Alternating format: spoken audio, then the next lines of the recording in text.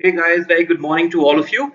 I hope I am clearly audible and you guys can also see the screen that says Web Analytics Orientation. All right, thank you so much, everybody. A very warm welcome to your first capsule session on Web Analytics. I can see 12 participants who have come in time. Okay, one more has just joined. And I can see a couple of more people attempting to join. Great. Wonderful. So even before we start today's session, and I can see people are coming from different batches. Okay, great. So in the meanwhile, while more people join in, let's start a quick round of introduction. And let's not make it boring. Uh, let's make it also quick, maybe a 140 character, maybe a 200 character introduction of oneself. The rules are that I encourage you guys to unmute and speak. The more we unmute in analytics session, not only today, in future, the more we are going to learn. If you are a very shy person and you have, you know, lack of words or you can't make words on the fly, then you can use the chat window. But I would encourage you to unmute and speak. It gives character to the entire session. And I believe the collective intellect of the session is much higher than mine. I don't want to become a, what do you say, radio jockey or an FM station where you guys just listen and I talk. And by the way, today's session is all about introduction to the topic and each other. So I'll start with myself and then you guys can take over. So my name is Satyam Gambhir. I will taking you through the four Saturday sessions on web analytics. And I've been training with Digital Vidya for over 5 years now. I've been taking multiple modules. My total experience in the industry of consulting and marketing is beyond 10 years. Not that I'm that old, I just started a bit early. And my clients have been in the real estate industry primarily, content websites, e-commerce, mobile applications, for-profit and not-for-profit organizations. And more about my clients we'll talk about in forthcoming sessions when we are taking stories from these cases.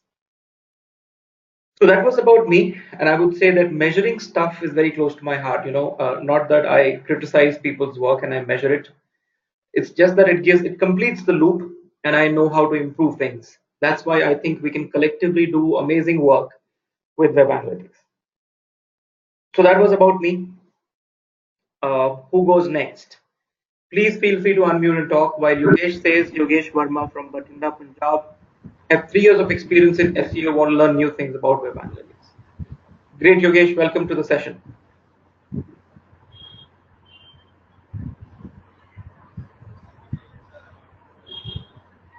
Who goes next? Mohit, are you about to speak? Or Vinod? Yeah. Hello, I'm Vinod. Yeah, Vinod, go ahead and Mohit can go next. Okay. Hello, everyone. I'm Vinod. So, I've been in the technology scene for close to 5 years. I've been a software engineer for 5 years. Post that, did my MBA and currently working with Times Internet Limited in the field of sales for close to a year and a half. So I come with an industry experience of close to 6.5 years. So trying to get my hands dirty with digital marketing. Went through the SEO module, the SMM module. Now this is my 4th module. So that's something about me. Yes, this digital marketing gives me a real kick about understanding how people normally buy or how to sell. Yes, and it's necessary for me to understand how where to put the right stuff when people need to buy them. So that's about me. Great, wonderful, Vinod. Thanks a lot for sharing this information. I hope this module adds some value to your experience. Yes. Yeah, all right. So Mohit, you can go next. Yeah, am I audible? Yes, you are. You can be a little louder. Okay. So I finished my graduation last year, and currently I'm gonna pursue marketing management. And so I want to add digital marketing as a part of my career, and want to incorporate that with marketing management. So they both would complement each other. So that's why I chose digital media as my learning medium. Perfect. So Mohit, are you working somewhere or are you a student? No, I'm a student right now. Wonderful. All right, Mohit. Thank you for sharing this. We have Harsh Gupta who has shared Harsh Gupta from Delhi learning digital marketing because this excites me a lot with the double D. And currently, I own a business and want to go further with digital marketing. Great, wonderful. So one is an employee, the other is an entrepreneur, then there is a student. Wonderful. This is an amazing mix. Guys, let's be quick. Let's be quick. Hi, this is Kunjla. So I've done my MBA and currently I'm into my family business. So I just want to explore more of digital marketing. So I'm taking up this course. Great, Thank you. Kunjla. So what's that business about, your family business? It's a gold jewelry. So we already have an e-commerce website. So yes, Oh, wonderful, Kunjla. I'm sure there's very exciting stuff lined up for you. yes. All Thank right. you. Yeah.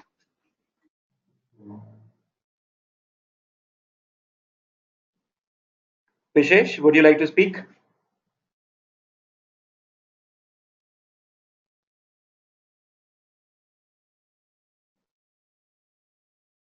Okay, Sunil.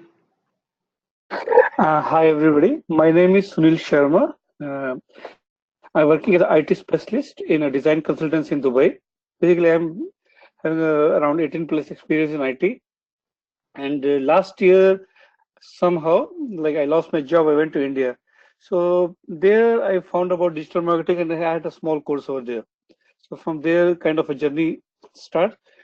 But fortunately, I got a job back, and here in this company, when I joined. Immediately I got a requirement for the digital marketing. So then I thought let me increase my knowledge base. Thank you. Wonderful, Sunil. Great. Great we have somebody with that many years of experience. I'm sure your experience will help us, especially the questions you will ask. I'm hoping will be more enriching the entire session. The other thing, Sunil, you said you've already done a course on digital marketing. So is this a second course you're doing?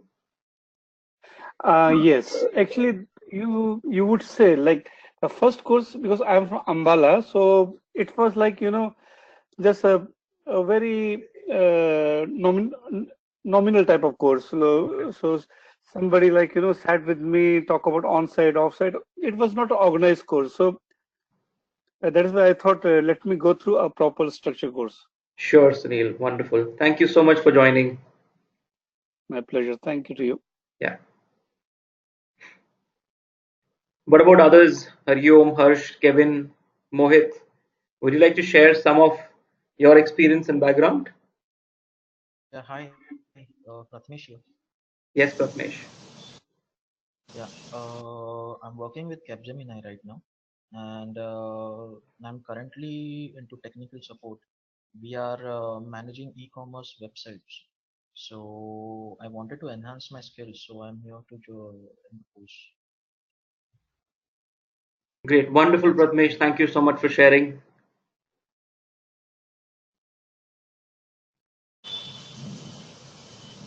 Hello, good morning everyone. This is Kevin from Mumbai. I just completed my marketing MBA and working with Shoko India and I'm just want to explore more about digital marketing. Thank you. Great, Kevin. Thank you. Thank you for sharing.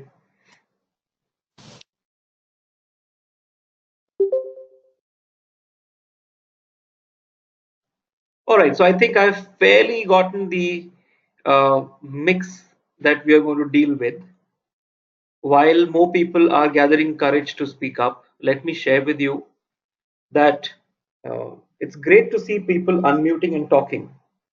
And it's great to see that as you will start talking more and more, you will not only ask relevant questions, you will also add value to other people, maybe other people who are hesitant of asking questions because you unmute and talk.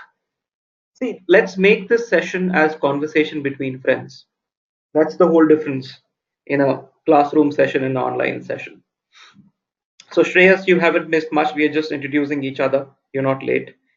Um, so I was just talking about how amazing your batch is, because all of you come from a very, very diverse backgrounds. In other batches that I mostly see a pattern that people with, you know, 5 to 7 or sometimes 15 to 20 years of experience come in a bunch, and their questions are very similar. So today I can see entrepreneurs, I can see family business owners, students and employees and 18 years of experience in corporate. So amazing mix, and make this as a strength by not holding back your questions no matter how stupid you feel your question is, because that is sometimes the game changer in the match. So anyone else who would like to introduce himself or herself now?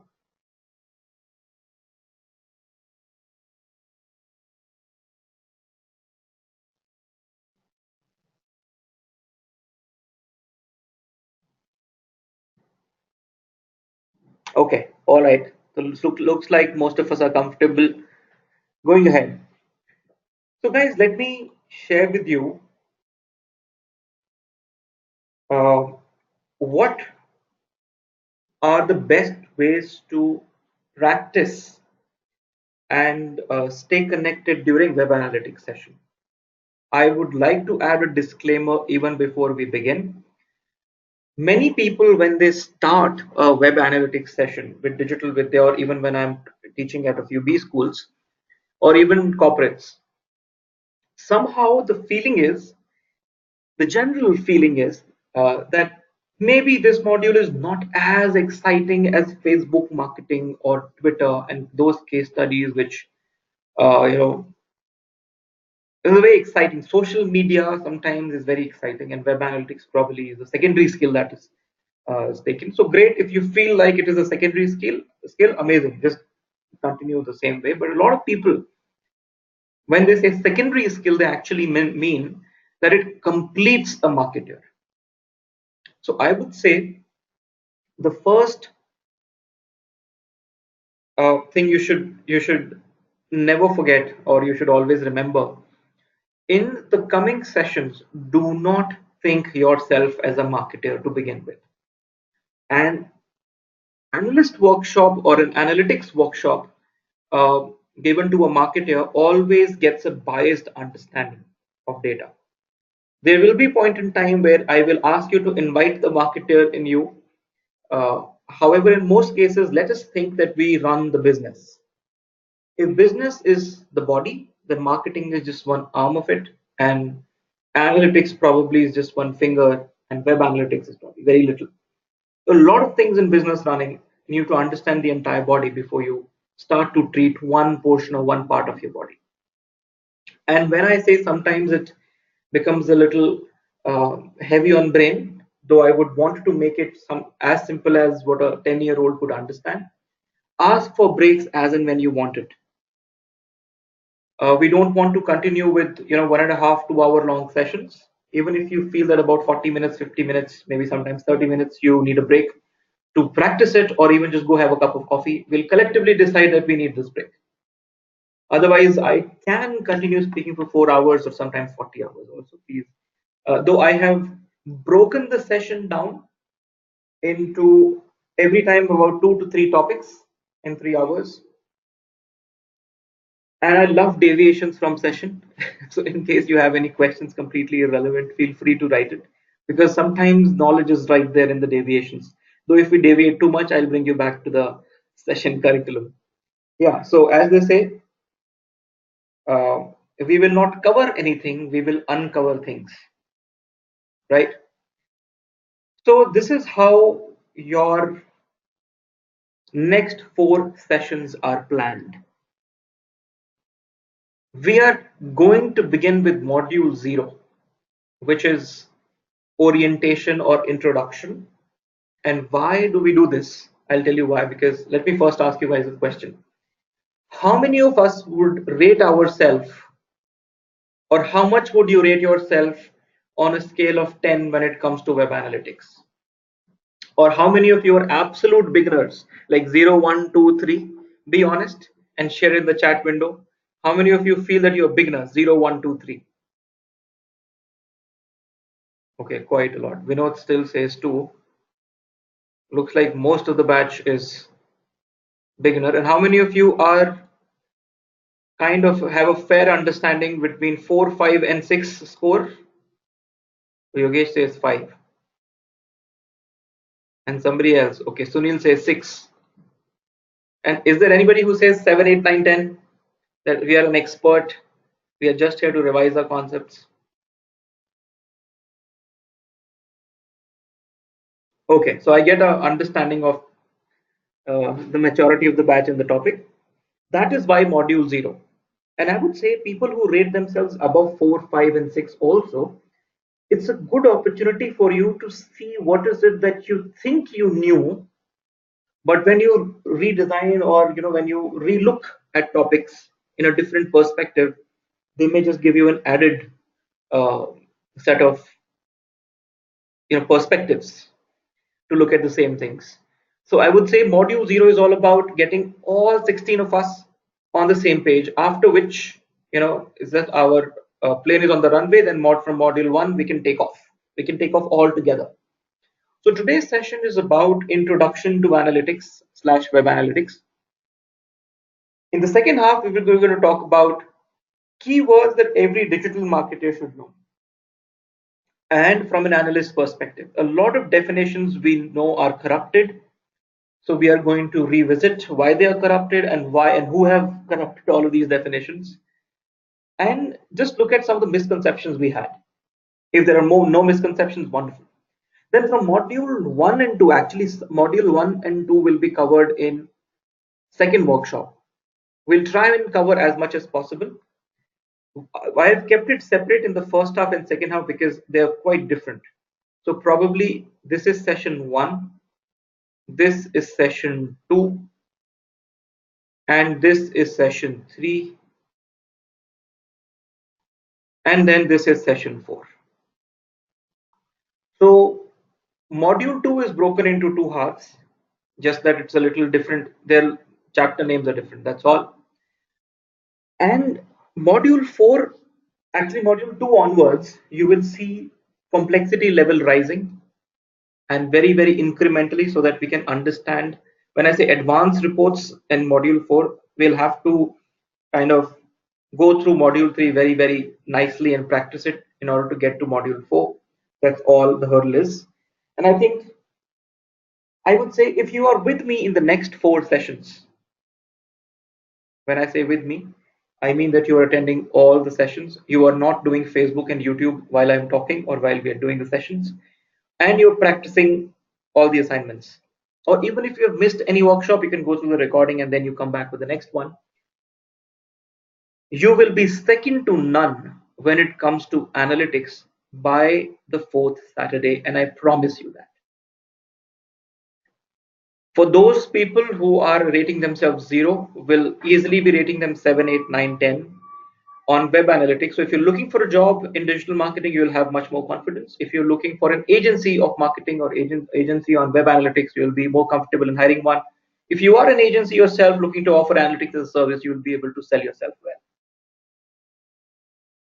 And I'm seeing a lot of aspiring consultants from your introduction, that if you can become a consultant to a marketing team, I think this is the workshop that you should pay attention to. Because to understand web analytics, we're going to do a lot of holistic approach to digital marketing as opposed to just doing reports. All right. Any questions and any expectations you had? Okay, so today's session is only introduction. Feel free to share whatever you have in mind. Harsh says it gives me chills when you talk, so motivational. Oh man, my pleasure if I could motivate anybody on this planet to do good. But thank you so much. Yeah, so great. Any expectations out of what you see is covered and not covered? I will make sure I will include those. And formula number 1 is whenever you have a complicated or a long concept to make, I would say unmute yourself and talk. Unless they're one-liners, you can always type in. All right. So that is the only rule. I don't know whether you have been unmuting yourself a lot in the other sessions, but please do in this workshop. So let's start. All right. So let's start. Let's start the session with a story. Uh, it's very difficult to find people who do not have ideas, right? And I'm sure even if we are working for another organization, we keep thinking that I'll open a restaurant when I retire. Maybe I'll open a coffee shop or a chai shop when I'll turn 45, 50. Or I'll open a beer bar or a shack in Goa. We all have these ideas, right? So we are this close to becoming an entrepreneur. We just have to execute it. But we all have ideas, isn't it? And some of us are entrepreneurs already, like you guys have shared in the introduction. You're running your family business or your own business. There is an entrepreneur in all of us. The question here lies, what do you do when you are stuck, especially when you are analyzing what you feel for, right? So it's like saying, okay, let's go back to school time. When I say analyzing something that you feel for, so for example, when you fall in love for the first time with the girl or the boy that you really like in your class, do you analyze or you just fall for one, right? Similarly, you're in love with your idea. Let's take some example. Let's say Mohit, one of us in the batch. Let's say he wants to start a coffee shop on MG Road in Bangalore or any other city, wherever you can imagine your business. And coffee shop is just an example. You can think of your own Uber, your own app, your own Flipkart, whatever idea you have, your startup idea. You're so passionate about it that you get sleepless nights. You keep thinking about it, right?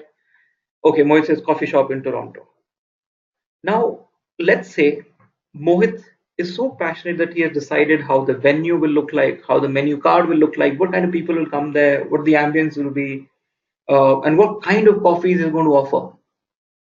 But when he shares this idea with his friends say, Mohit, are you crazy? This is not going to work. You already have an amazing job. Why are you quitting for something you know, which is not so lucrative or doesn't look like it'll work? Then Mohit is a little disappointed. It goes to his family, and family also says the same thing. Mohit, there is Starbucks, there is CCD, there is Barista, there is this, and there is that. And you want to open another one. It won't work. Then Mohit actually Googles something and he finds a entrepreneur forum. I'm sure there are so many forums out there these days where people discuss their ideas. So he finds that other people who tried similar stuff before in, let's say, same part of the city or nearby, they have failed. Now my question to Mohit is simply this, and not only to Mohit, if you guys are in Mohit's situation, would you go ahead and make your idea happen and tell the world how it is done? That means, will you go ahead and execute your idea, or will you take a step back, analyze what went wrong and what other people are saying, and then decide to go ahead or not? Very simple question. Vishesh says we will execute. Wonderful, Vishesh. Anybody else who says I will analyze first what went wrong? Okay, Udaya says analyze. Analyze, Pratmesh says. So guys, don't say analyze because you're in analytics class. Okay, please forget. Mohit says I will execute. Good. So we have 50-50 audience in both sides of the fence. What do other people believe? Guys, please answer this question. This is an answer for your own self. Execute first and then find problem, then analyze. Okay, so Shreyas, do you think you have infinite amount of resources and money to find problems by executing? There are practical issues like lack of money. Okay, all right, but I take your opinion. Analyze the mistakes of others. So Vidya Sagar is saying opposite. There's always issues. Wonderful, great. So I found your answer. It's good to see people are, people have alternate views. The entire batch is not on one side. Great. Usually people say I will analyze, knowing that they're in analytics class. So good, you guys are honest. Now, I don't know what is the right way of going ahead. I'm so sorry if you expected your trainer to be intelligent. I don't know. It's only time that knows, and time will tell whether you will be successful or not, right? But let's today bring the first school of thought in our introduction session. The topic also has to introduce itself, right? First school of thought about analytics is it's not about what the problem is, it's about who you are who's trying to solve a problem. And therefore, it's people who use analytics and it's people who completely reject it and then they take decisions. I have newfound respect for both kind of people, but we are analytical at times, we are creative or intuitive at times. There is an analytical and intuitive side to all of us. Let's just see how organizations react when they were asked the same question. By the way, when the same question was asked to 100 analysts or a lot of analysts, 88% said, I will help the business analyze what went wrong before taking a decision. And only 3 people or 3% said, go ahead and make your idea happen. It is also quite obvious because analysts were the respondents, so it is the analysis of analyst response. They will always say analyze. And that's what the industry is corrupted with.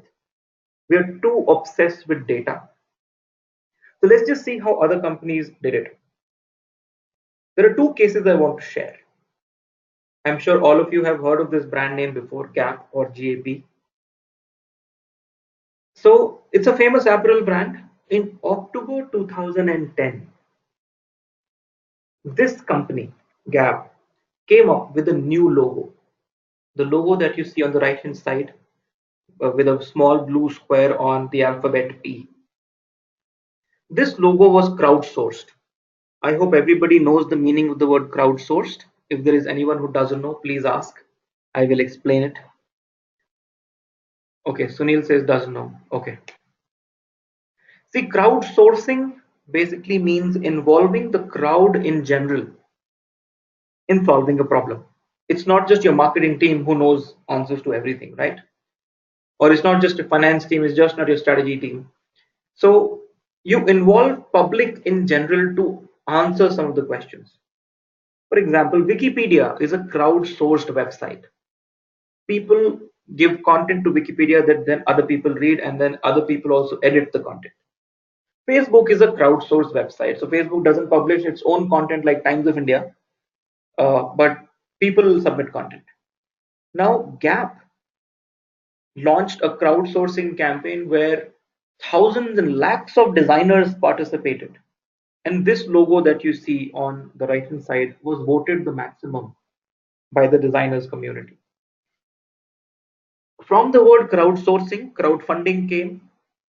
A lot of crowdfunding websites are there these days, where if you have a small idea or if you're working for a social cause, you can put up your idea and people will fund you, and that is also called crowdfunding, right? Aam Aadmi Party in Delhi, in India. Okay, I'm not sharing my political opinions, but it is world's largest crowd-funded party.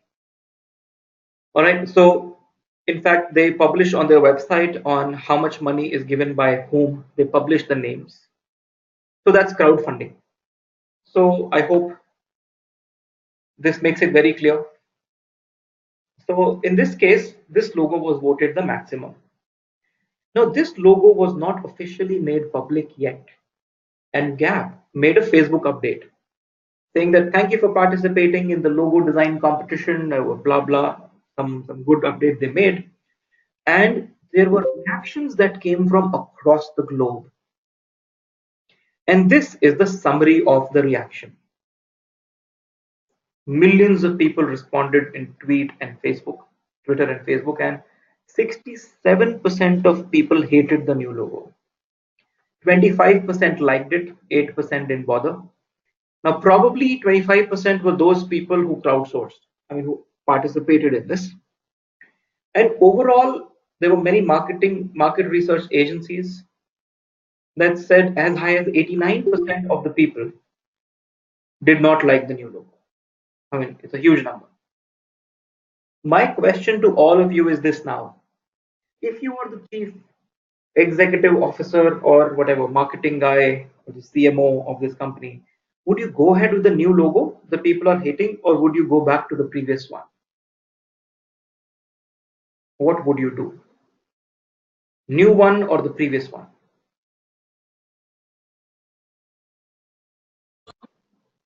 Sunil says he would say, Choose the previous one so that people like it and get more attracted to the brand. guys, I would request all of you to mute yourself if you're not speaking. Okay, so Sunil says I would go for the new one. Udaya says previous one. Vishesh says previous one. Yogesh also says previous one. Okay, only Sunil says new one.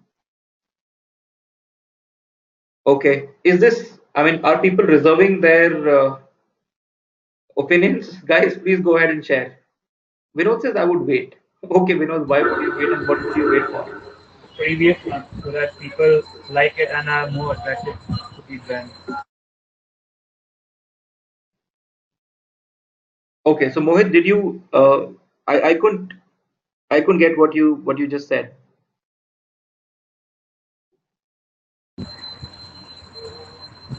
The previous one so that Okay. people are more attracted to the brand. Okay, Mohit. So Mohit also says previous one. All right. So good. Sunil says I believe in listening to all but take my own call. Good, Sunil. I respect that pretty much. Uh, Harsh says I think they're just getting crowd to promote their name. Okay. So Harsh probably thinks that even the negative publicity is good. So if a lot of people are disliking it, that's also good. At least they're knowing the new logo. Good. So let me tell you what Gap did eventually. What they did was they said, thank you for participating. The same logo we have from 20 plus years, we want to go back to the previous one. And if there are any updates, we will give you in future. So that, in fact, Gap did what most of you said. It went back to the previous logo. Now, exactly 1 month later, November 2010, something like this happened. I don't know how many of you remember this. I remember as if it was yesterday. Airtel changed its logo to the one that you see on the right hand side. Not only did it change its logo, it actually did a lot of other things. In order to go global, they changed their identity completely, especially for those countries where they don't speak English, so that they created a symbol out of their logo. A lot of people actually said the same thing. In fact, the sentiment was also quite similar. I would say worse. Only 6% said positive. Many celebrities tweeted against it. It said, Dear Airtel, like the new logo, ad in tune. Now please focus on your core competency, fix the network. Because back then, Airtel's network was also not as good as it is today. A lot of people could relate to the gap story. In fact, some people also said they have almost gapped. That's also a comment on Facebook. So a lot of people making Facebook updates is really, really disappointing. A lot of people made fun of the new logo by saying that it's just a copy paste or a merger of Videocon and Vodafone logo. And it went even worse when it made an announcement that they spent 300 crores in rebranding activity. Plus, even worse when I don't know how many of you remember, there was this signature tune by A.R. Rahman by Airtel. It was the most downloaded audio ever on internet. And they went ahead and changed that as well to something that people couldn't relate with.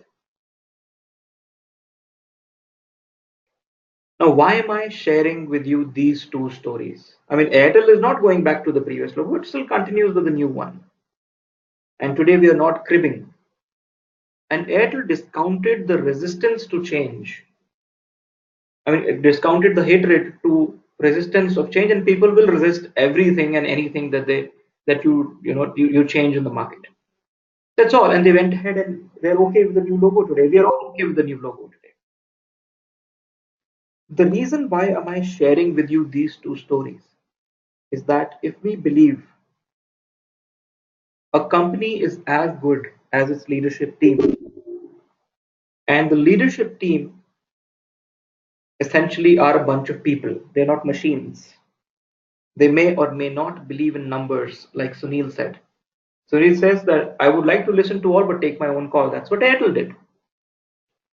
Now, when there are two case studies thrown with two different decisions being taken from the same data, we may come up with justifications of the two differential decisions, like Vinod is coming up with, and many other analysts also come up with to justify why a decision was taken.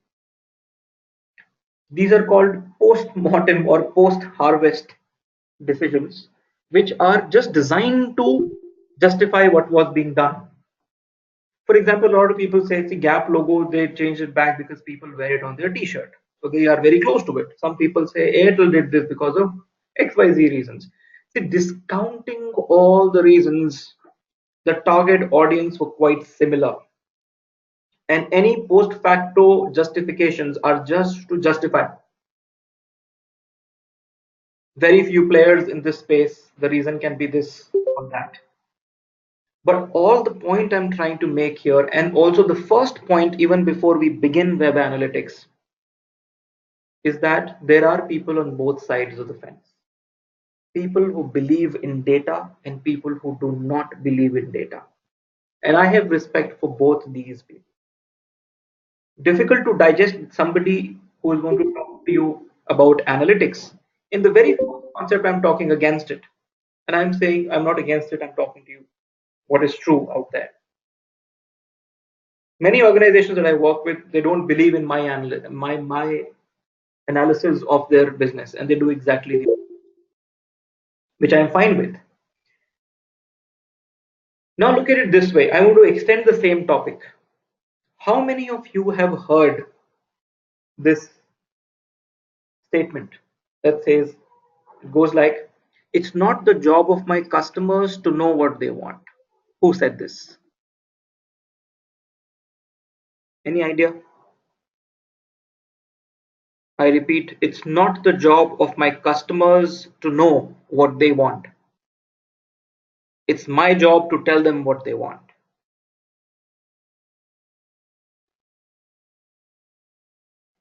Okay, so this was said by Steve Jobs. Yes, you guys are right. Even the guesses are very close. Only this guy would have said it. Who else? So when the first iPhone was launched, people ridiculed the product by saying it's not an innovation. The world has already seen BlackBerry, which was a touch screen.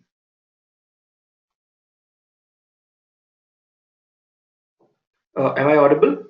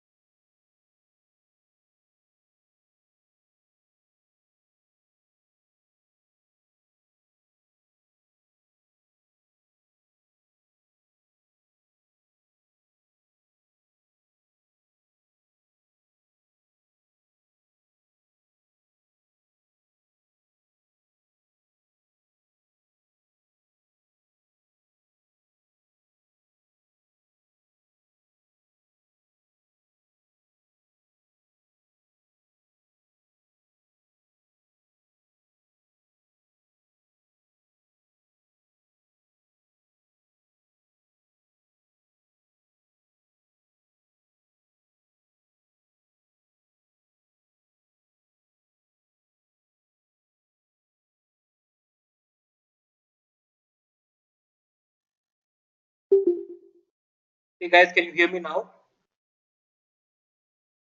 Oh, all right. There was some issue. I hope this doesn't happen again. Yeah, so I was talking about Steve Jobs saying the same thing. If you read his autobiography or watch his movies, you will actually see why, and he explains on why will he not believe in customer surveys uh, before launching a product, as opposed to he isolating himself from customers and launching a product. So first example that he gave was when he launched the first iPhone.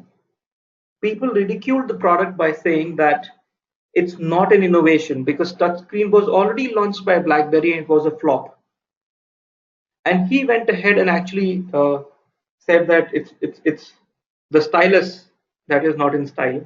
It has to be designed for fingers, and that's the innovation. And he also said if it was a failed product earlier, it won't be failing now. And the customers have to learn to use the product because I am making it. So that was the confidence. Imagine if he would have taken customer survey or feedback on whether he should have a touchscreen phone or not, he would have never launched an iPhone. Another thing I want to discuss about the same thing. It was if I had asked people what they wanted, they would have said faster horses, and Henry Ford made the first car. Now imagine if Henry Ford was with one of us in the chat session today in the analytics class and chatting in the chat window. He would have asked us, "Hey guys, how would you want to commute faster?" We would have actually asked him to create a high protein fiber food for my horses, or some medicine or some steroid for the horses. And maybe that was the product the world was waiting for. And maybe that was the steroid for horses was the next $1 billion idea. But the whole point is he did not do it. He went in isolation, thought of a new product completely. And today we have cars to drive. So extending and connecting the both topics of believing in data and then launching products versus looking inwards to think of products versus looking outwards. The only thing is, based on who you are, you will take an action accordingly, not according to the problem you want to solve. So if you're mostly entrepreneurial, you will be mostly intuitive. And if your organization believes that incremental improvement is healthy and disruptive innovation is not something you are looking forward to, then analytics is for you. If you're looking for something industry breaking or new industry making products, then you will mostly be intuitive and do not believe in and will not believe in numbers. So in consulting world, there is this word that we call as versioning. Once you have innovated, versions will automatically come. So i20 is better than i10, and Mercedes E-Class is better than Mercedes S-Class. iPhone 10 is better than iPhone 7, and Samsung Galaxy 10 is better than Samsung Galaxy 5. These are called versioning, and that is unavoidable. These are called incremental improvements or versioning. And of course, incremental improvements is something we all look forward to. That this quarter result should be better than the previous quarter result. The number of likes on the Facebook fan page in this quarter should be higher than the previous one. Number of people buying on an e-commerce site should be higher than the previous one, whatever. That's called incremental improvement. Disruptive is something completely groundbreaking, which cannot be measured in percentages, which can only be measured in behavioral changes of your customers. And if you are looking for that innovative next idea, you should skip this session, because analytics is not for those who are designing groundbreaking innovations. Analytics can be very harmful for those people because it creates boundaries around your thinking. Data is not good. If, however, you are looking for incremental improvements in your business, analytics is for you. Now, I would also want to share with you one page in a book that I was reading this morning. I just quickly searched for it online while I have a hard copy. How many of you have heard of this book called Small is Beautiful? Anyone who has heard of Small is Beautiful? Yeah, it is one of those most widely read books by economists. The tagline of the book is "Economics as if it mattered" is the tagline. So let me kind of share with you one of the page by this book, and I want to read it out loud in front of all of you. This is towards the end of the book, all right? So it's not towards the beginning. And it talks about analytics also in its book on how economists and analysts and statisticians and philosophers predict what may happen in future. So this paragraph will summarize this first school of thought for us. And what a coincidence, I was reading it this morning. And it said some philosophically nice statement. It says, I thus came to the cheerful conclusion that life, including economic life, is still worth living because it is sufficiently unpredictable to be interesting. Imagine if data gave you everything on what is going to happen in future. Life would be so boring. Like you could imagine the amount of sales that could have happened from Facebook marketing. I mean, just kind of bringing it down to digital marketing terms. But data, if you think it gives you predictability, then you're wrong. Let's read it further. It says, neither the economist nor the statistician will get it taped or tapped. Within the limits of the physical laws of nature, we are still masters of our individual and collective destiny for good or for bad.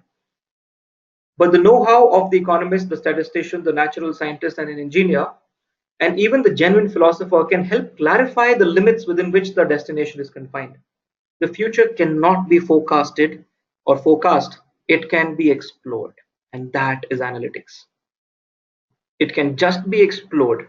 Feasibility studies can show us where we appear to be going, and this is more important today than ever before since growth has become a keynote of economics all over the world. In his urgent attempt to obtain reliable knowledge about his essentially indeterminate future, the modern man of action may surround himself by ever-growing armies of forecasters, by ever-growing mountains of factual data, to be digested by ever more wonderful mechanical contrivances. He means algorithms. I feel that the result is little more than a huge game of make-believe and an ever more marvelous vindication of Parkinson's law. Okay, I'll tell you what this law is. The best decisions will still be based on judgments of mature, non-electronic brains possessed by men and who have looked steadily and calmly at the situation and seen it whole. Stop, look, listen is a better motto than look it up in the forecasts or algorithms or computers. This book is written 1800s. It's a very old book on economics and one of my favorite books. In fact, I've read it multiple times over.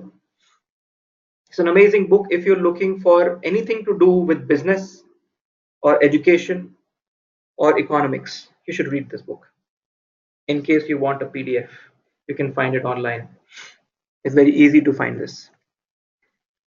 Now, it basically says that please pay attention to your own intuitiveness also and not always believe in numbers, is what my first school of thought is. This is where, as and when you get experience and you become 20, 30 years experience in the industry, you will feel like, hey, I can predict what's going to happen next. And that's the biggest pitfall you'll fall on your face because the life is still interesting. You can't predict everything. Now, what is analytics? The second school of thought I want to bring up. Guys, if you think it is becoming very, very philosophical, I would say hang on to it a little more while. The first half of the session is all philosophical. Then we will connect the dots beautifully. All right. So if you want to look up for a definition of analytics, it's up there on Wikipedia. But I want to share with you another story now. This is a vegetable seller who used to come down to my street every day I'm sure people here have seen hawkers, even if people are coming from outside India who have never seen vegetable sellers like this. And especially those people in India also who are living in apartments these days. There's no trend of these mobile hawkers, but I'm sure you've seen it somewhere. So this guy used to come to my street every day when I was living in northern India and used to shout out in typical voice loudly so that the ladies of or the women of the street will come down and buy vegetables from this guy. I also used to sometimes buy vegetables along with my mom when I was young. I don't live in North India anymore. But this guy taught me analytics, and I'll tell you how. I hope we again can revisit the topics he taught me. So he was a typical vegetable vendor. Just that one day he stopped coming to our street. But of course, he was not the most important person. We started buying vegetables from other vendors until one fine day I found him in some other street. In fact, I walked up to him, we smiled and we greeted each other in the language we are comfortable in. And I asked him this one question, and of course, not in English. Why did you stop coming to our street? And he smiled and he said, please don't mind, but the customers in your street, including you and your mother, are not good customers. And therefore, I started looking for a new market. So I smiled again and I said, why do you say so? He said that people haggle a lot for 1 rupee, 50 paisa, 2 rupees, extra coriander, extra chilies, and so on and so forth. And it irritates me a lot. And even if I honestly price my vegetables, they still haggle. Then I thought maybe he's a weak businessman. I told him, why don't you overprice your vegetables and then give us discount when we ask for it? That's what the world is doing, right? So that it's a win-win situation. People feel that they negotiated and they got the discount and you get the price you always asked for. Now, in this case, what eventually happened, he said that it's not just about haggling for money. It is about the time that goes in haggling because on his cart, everything is perishable. The more time he spends at a single sale point, that means that many less sale points he will be covering, and he will be left with some vegetables he will have to throw away. So he was talking about the time that it wastes for him. I again thought maybe he's a weak businessman. He doesn't know the trade of the business. It is very important. You have to learn to make it very quickly. But then I asked him this question. Isn't the situation same here in the new street which you are selling? Asking for discounts and haggling is everybody's job. So I thought to ask him this question. Is the situation different in the new street? And then he pointed his finger towards a huge bungalow there. One SUV and one Mercedes was parked in the street, and he said, I thought if people here can afford bigger houses and fancier cars, they will haggle less for simple things like vegetables. Moreover, other vegetable vendors believe since people here are rich, they will buy online on those Grofers app and they'll go to the mall and the Reliance malls to buy these vegetables. That's not the case. They're very comfortable buying from me because I offer them fresh vegetables at home. Best part is the women in the house have no clue about the prices. They couldn't care less about the prices. Sometimes at double the price, sometimes at triple the price, and they have no issues in buying it from me. And eventually, I sell everything by half the time, and I make double the money, and I spend that extra time with my kids at home. Now, what this school dropout guy taught me that day on how he has done very sophisticated analytics techniques like customer profiling, demographic segmentation, understood the consumer and the competitor, identified a new market, and established himself as a wonderful value provider. That's what this guy did. And by doing so, he said that he is making 4 times the money.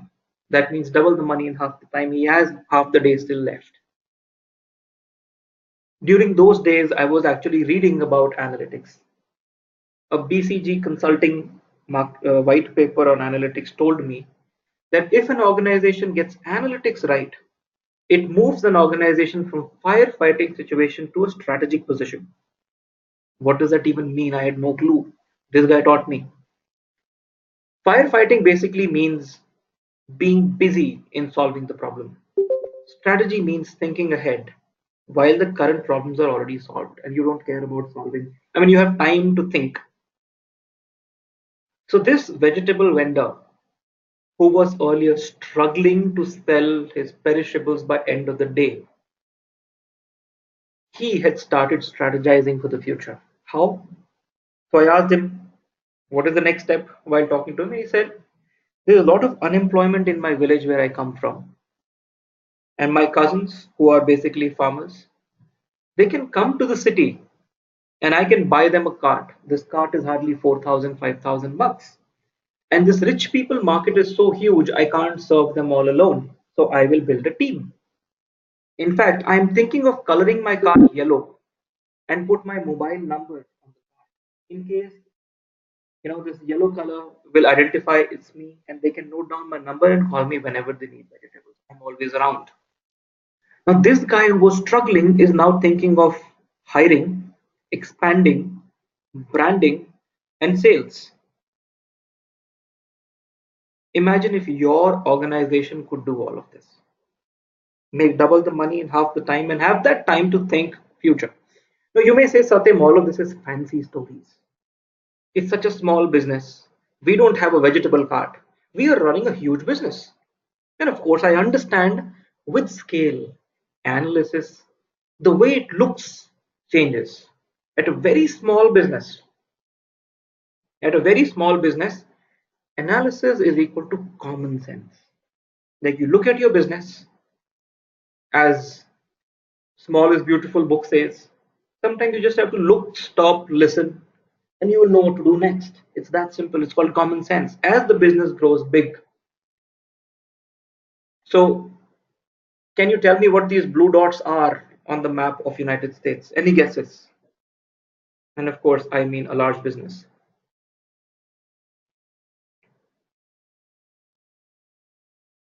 Any guesses on what these blue dots are?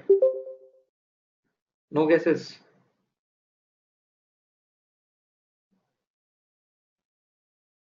These blue dots are Walmart stores spread across United States. The bigger the dot, the bigger business it is, the more revenue from that business it is, from that store. Now we are in a very similar business as vegetable seller, if not the same. In this case, immobile, so therefore as less fortunate. Let's talk about how large. So before we talk about how analysis changes to large business, we should get comfortable with large. The word large. 9,000 stores and counting. Okay, this data is old, so probably it would have crossed 9,500. 10,000 to 100,000 stock keeping units, 1 million transactions per hour. Imagine if you want to do average invoice value, your Excel sheets will fail. Even if you want to do it for last one day, it'll be 24 million transactions in last one day. Your Excel sheets will definitely not support. You need tools, and even more sophisticated tools will fail. Imagine if Walmart needs to do predictive analytics. Anyone can tell me what predictive analytics mean? As the name itself actually tells you, it is a prediction into the future what may sell, right? So if you go to YouTube, when you're watching a certain video, on the right hand side it shows you some recommended videos, right? They are making a prediction that this is the next video you might want to watch, and they're mostly right. This is based on historical inferences on how other people navigated through videos. Or on Amazon, they say if people who bought this also bought that. So they give you hints on you what else you can buy. Sometimes they kind of bundle a few products together. Imagine, okay, let's see how if Walmart wants to do it, how will they do it? If you walk into Walmart to buy egg and milk, you're most likely to buy bread also, right? So it's not so difficult to guess this, it's common sense. So therefore, all three products will be kept closer to each other at the same shelf so that they're all visible in one site. So people who see one can also pick up the other two. That's how sales go up. But sometimes there are some hidden patterns that you don't know, and those hidden patterns emerge when you understand the permutations and combinations of line items of invoices and millions of those invoices. Have you heard of this case study where beer cans and diapers are bought together in the Western countries? Have you heard of that? Okay, Vinod has. Okay, it's a funny case study though. It said that if people are going out to buy diapers, they will also pick up beer cans. And if they go out to pick up beer cans, they will buy diapers as well. Funny, isn't it? What's the correlation? Now, justification can be any, doesn't matter. Mohit says to stay awake. No. See, basically, while the mothers are at home taking care of the infants, dads go out to buy diapers and they usually pick up beer cans. And whenever they go out to buy beer cans, they also pick up diapers. So dads are buying. That's the justification. But justifications come later when you have facts. And when you have facts, then you find justifications for those facts. Here, what we are saying is just by keeping these two products closer to each other, your sales may go up by 1% just by keeping these two products together, 1 to 2%. And 1 to 2% for Walmart would mean a 6 to 7 digit number in dollars. And therefore, connecting the two dots, analytics brings you incremental improvements. Moving forward, similarly, Tesco. So if you go to a Tesco store or a Big Bazaar store or a Shopper Stop in your locality, they are not as fortunate as vegetable vendor. My vegetable vendor will know my name, will know what my preferences are. He knows I don't buy brinjal ever, but he knows I buy okra and I buy other vegetables. So he will overprice a certain kind of vegetable with me because he knows I like those just by looking at those faces. When you go into a Shopper Stop or a Lifestyle or these stores, you are nothing more than a number, and they give you a loyalty card, which we all know loyalty is all show off. It's just song and dance. Nobody is loyal to a retail store ever, but they still do it because you, unless they swipe your number in a machine, they will not know what offers you're eligible for and how much discount can we give you in terms of points and so on and so forth. So all of these systems are put in place so that we could replicate what a vegetable seller was doing at small scale. The numbers are big for Amazon and Flipkart and whatnot. Why are we talking about these large scale now? Because this is what your business does. You can't analyze so much of data in your head unless you break your business down in 5,000 units and have 5,000 CEOs or whatever number of units. That's what Infosys and TCS and those large organizations who have become giant are breaking their organization into small projects, and every project has a CEO who could take decisions on their own. Either you break it down into smaller chunks and each part becomes a business within a large business, or you use data to analyze what are the right decisions to be taken in the organization. Every organization on this planet outsources data analytics, like 99% of them. Outsourcing is important because it's usually used as a health checkup of what you're doing. For example, if your team of digital marketing is in-house, you would want an outside agency to analyze digital marketing. If your digital marketing is outsourced to an agency, then you would want to have analytics inside. You can't be friends with your auditor, right? Therefore, they're kept as two separate. Making it simple, this is the definition that is out there in Wikipedia. Okay, just for the sake of going through it, let's read it. It says analytics allows us to use sophisticated statistical algorithms and leverage computing power to explore, analyze, and understand the data, to generate insights from it, answer questions we may have, and discover any hidden patterns. All this to make better business decisions. Okay, this is gibberish. You can ignore all of it.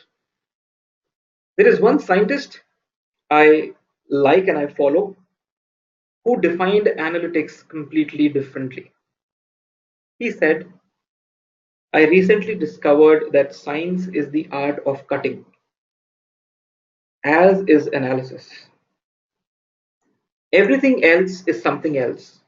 Analysis is the science of cutting things into pieces, period. Now, if you're imagining a piece of paper and a pair of scissors and you're cutting it, that's exactly what analytics is. So let us play a small game here. All right. And then we'll come back to this topic. In front of you, I'm going to share with you some data. And by the way, let me tell you, this is huge data. On x-axis, we have plotted some fruits on how easy or difficult they are to eat. On y-axis, we have plotted the same fruits on how tasty or not so tasty they are to eat. And let's say we have taken responses from 1 million people across the globe who have given their responses, and this is the plot or this is the graph. Now, don't take much time. I give you 10 seconds to think, or not even 10 seconds. What is the top of the mind response, the first inference? Let's say if you are a fruit business or whatever, think of you in as an analyst or a businessman, anything you wish to. What is the first thing that comes to your mind? And write it in the chat window. I want you to write it down and press enter. What is it that you will do or infer out of this data? 10 seconds.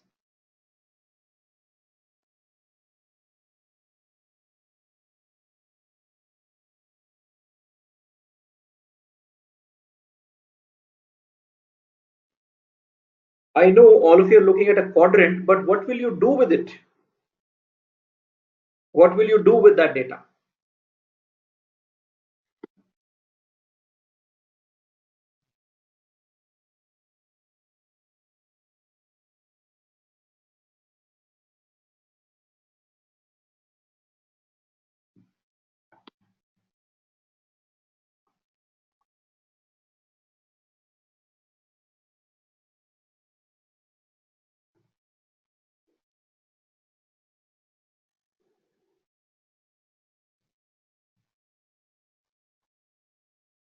Okay, so we have Shreya saying what sells more among people, start selling accordingly. Sunil says will prefer selling fruits which come in easy and tasty and put in front, price them differently. Okay, any other response? Which fruits can I price more?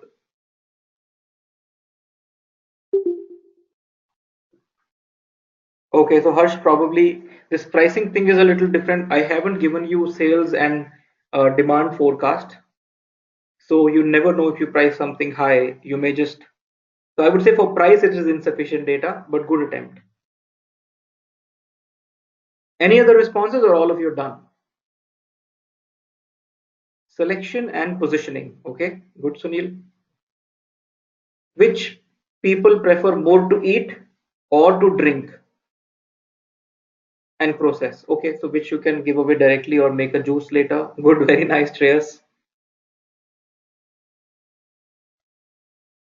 Okay, so now why did I ask you for your opinions? I would want you to do one more thing. Just look at the chat window and read what other people have written. Don't read your own response. Look at what other people have written. Why is it that no two people in the batch had the same inference? Some people are talking about price, some are talking about juice, some are talking about positioning, some are talking about quadrant, some are talking about segregation, some are talking about sales. When the data that I've shown to you is the same, why is it that people are talking different things? Is it okay? Mohit says different viewpoints. As they say, beauty lies in the eyes of beholder. The inference lies also in the eyes of the analyst. Not only the analysts per se, within that one person who is analyzing this data, it may see different things at different times of the day. So if you look at same data on a Friday evening versus if you look at the same data on Sunday morning or on a Monday evening, your own inference will differ.